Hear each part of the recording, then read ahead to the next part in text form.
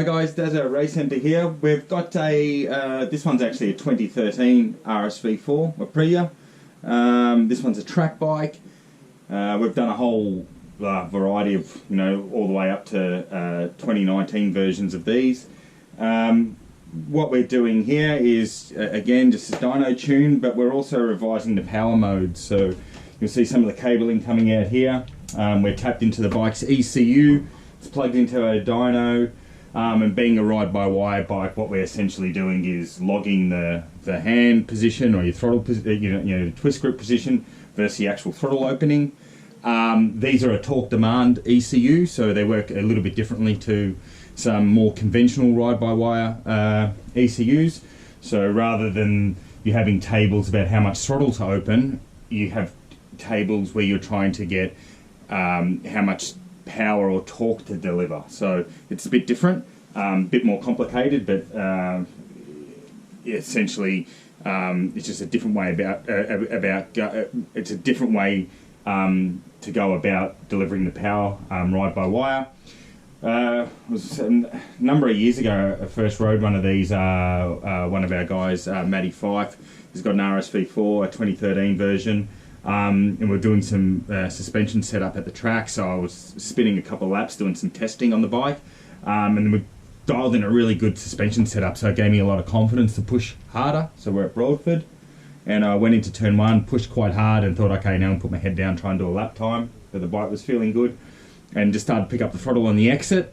And initially it was feeling really good, and had the bike just dialed in a nice little slide and was confident to start opening the throttle more. And I just asked for a little bit more, and then all of a sudden I got this power surge, and it just spat me out of the seat. Very lucky not to go over the handlebars, almost did. Managed to save the big slide, but it was only through luck, not through any skill or anything. It really caught me out, and I actually pitted after to come and check if there's anything wrong with the tyre or the bike, because it really surprised me.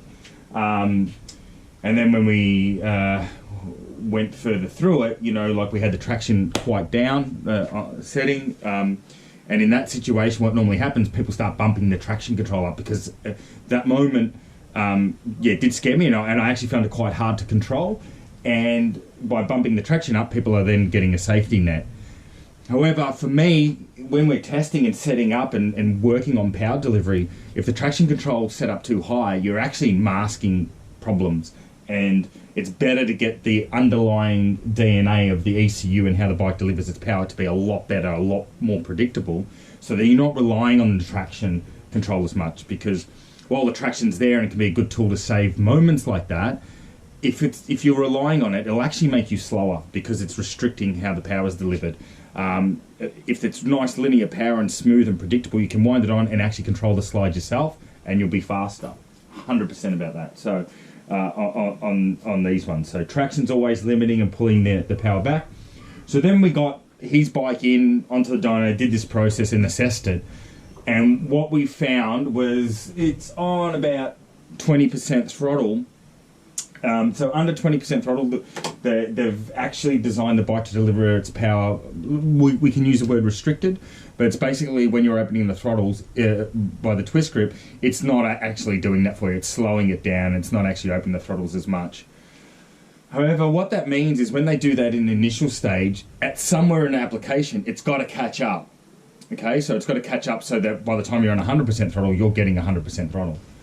So what we realised once we did this testing is that there's around the 20% throttle mark, it starts to open quite aggressively. So, and that really confirmed what I felt on the racetrack. Like, I was happy with how the bike was delivering power, and I wanted more, and I just asked for a little bit more, and then all of a sudden, the rate of the power increase was a lot more than what it was doing just before.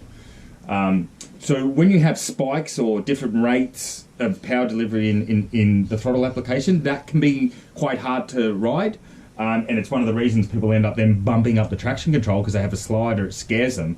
And it's not so much because they need the traction control, it's because the base power delivery is just, it's not as linear as it needs to be. So what we've done is we've back engineered this ECU like we normally do with the tunes, and because it's got 3 power maps, we've then plugged in 3 distinct power modes. One which is full power is now completely linear. Basically what it does in that initial first 20% area that standard, and even in the race ECUs on the Aprilias that you can get, and a lot of people have them in their bikes, or they have the ECU flashed with the Aprilia race map, even they're restricted at 20%.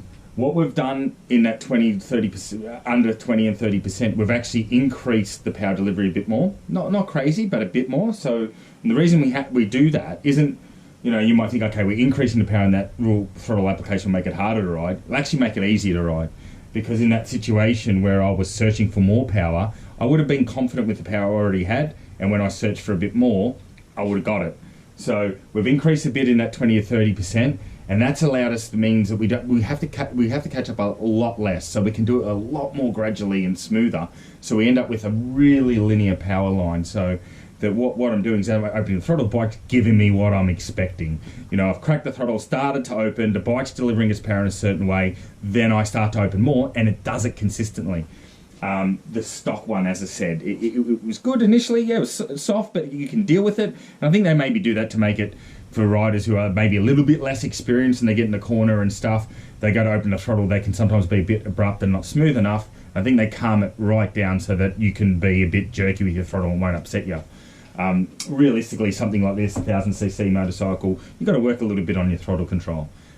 It's not abrupt by any means, it's super smooth, easy to ride still, but you need to have power delivery that way if you want to be able to utilise the full power and not have spikes in the power curve. So we've got a completely linear power line so that it's a lot better, and you'll see by the graphs we show that our new power delivery in full power mode, there's no spikes in it, there's no peaks, and at its sharpest point it's not as aggressive as the standard mode. So while the standard modes and even the race ECU is tame initially, it is quite aggressive in the middle, and that's where the problems start, and why you'll be using the traction control. And then what we've done is use that full power mode and just mirrored it down to a medium mode, and then a slower intermediate mode, which can also be used as a wet mode. Again, they're all perfectly linear, they're just a bit less. So that's the crux of what we did. We did that R&D actually a couple of years ago. This bike, we're just doing the video now because this bike was in for a whole bunch of other work and a tune, and we're just using that base map, and then we'll fine tune the fueling side of it for this bike. On this bike, it's owned by one of our great customers, Pablo, and he likes to name his bikes. This one didn't have a name, and being Italian, he makes sure all these Italian bikes have Italian names, and he left it to us on this one, and we've named him Papa Giuseppe. So meet Papa Giuseppe. He's about to make some more pizza on the dyno. So.